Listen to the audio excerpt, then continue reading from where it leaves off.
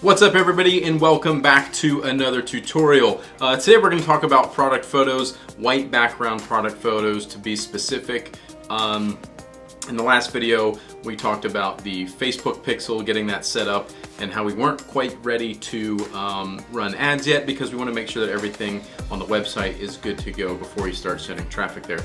In my opinion, product photos is one of the most important things because your customers can't touch and feel your product that you're selling, so you need to have really good images to show them exactly what they're getting and try to let them touch it and feel it through their eyes. So today we're going to talk about clean white background photos and how to achieve that in literally just a few simple steps. So grab your computers and let's go. Okay, so in this particular case, I'm going to use Lightroom and Photoshop. You don't have to use Lightroom. I think Lightroom helps to get the most out of your photos. I'm going to start here by making a few adjustments on this photo. So I'm going to play around a little bit. I'm going to pull the shadows up a little bit. I'm going to hit a little clarity in there. Make it really able to see that grain a little bit better. Maybe a little bit of contrast, just to kind of make those blacks pop a little bit more. Bring the blacks down. And that's really about all the adjustments I'm going to do here, and you can see the difference here in the clarity. It gives it a little bit of punch, gives it a little bit more depth, especially on something like this. It's just such a simple image. So that's really all the adjustments I think I'm going to make there. And this is just a photo that a buddy of mine asked me to clean up for him, so I wanted to show you with this. So then I would go up here to Photo.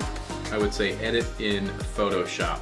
Now if you're not using Lightroom, you would just open this photo in Photoshop, and this is where we would start. So from here, what you're going to want to do is go up to Select.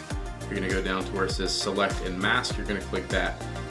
You want to make sure that you have a color selected here. I like to use red, and then set the opacity, somewhere, I think I had it around 40%, so that you can see what you're working with underneath that masked area. And then what you're going to want to do is, you can see this cursor here. You'll put the cursor over your image and start dragging around, and it's going to mask away what you want to. It's very smart. It's like magic. I know a lot of you are looking at this and like, oh my god, I've spent so much time with my cut tool or my magnetic thing, like tracing around an image and trying to cut it out perfectly and all this stuff. Nope, not anymore. So anyways, we'll continue to do this. You just kind of drag it around. It starts to unmask it. I'm going to zoom in a little bit down here. I'm going to go down these chords. Oh my god, look at how easy this is. Boom. The chords are masked away. The product is masked away. We're going to get rid of that crazy shadow back there and anything else, and we'll make sure we have a perfectly white, clean background every single time.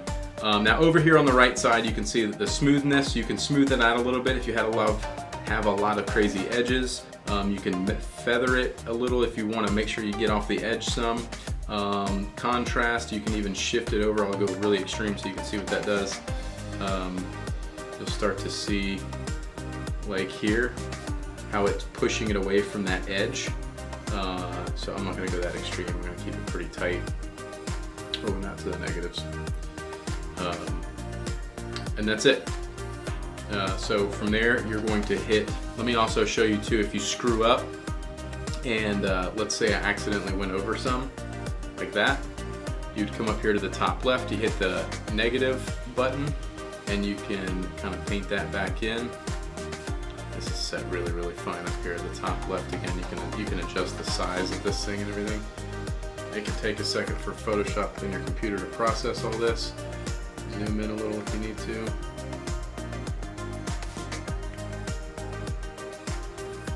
Back to that.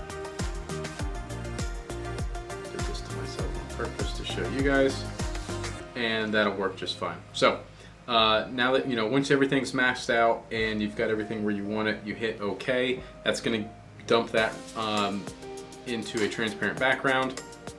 From there, I like to go up to Layer and flatten image. That's going to give you the white background again, so that will show you now what you're working with. One thing to keep in mind with putting product images on your website is you want to keep everything the same dimensions. A lot of websites are responsive now, so if you put a vertical image and then a horizontal image and a square image, the website is likely to start jumping around when you switch from one photo to the next within a photo gallery, and it'll move things around and everything's jumping. So keep everything the exact same dimensions, whether that's square or horizontal or vertical, whatever works best for your product or your style of website.